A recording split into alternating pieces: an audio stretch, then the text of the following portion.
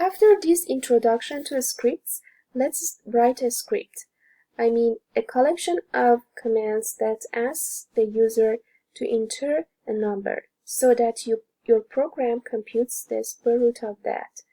There is such a function already in MATLAB, but your program is different in the sense that it does not complain if the entered number is negative.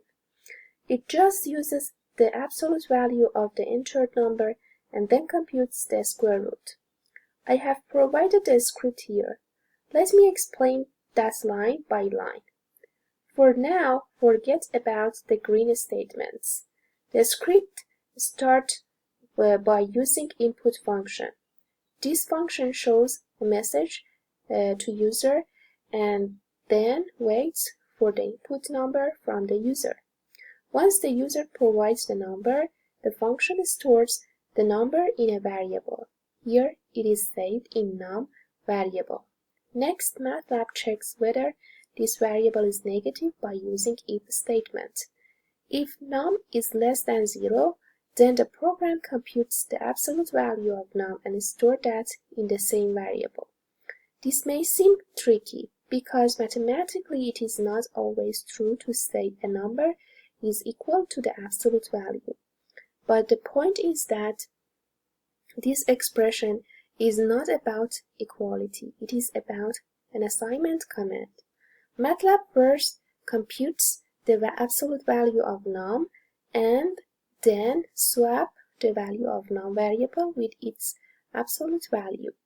Further, MATLAB uses function disk to display a message to the user saying that the negative value has been replaced by its absolute value.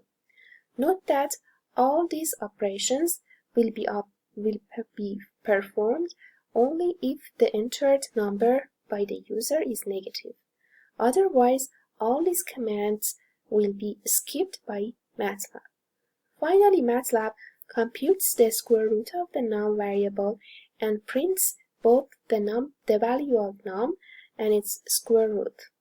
Note that this command will be performed in any case because it is outside the if statement. Now, how do I run this script? It is easy.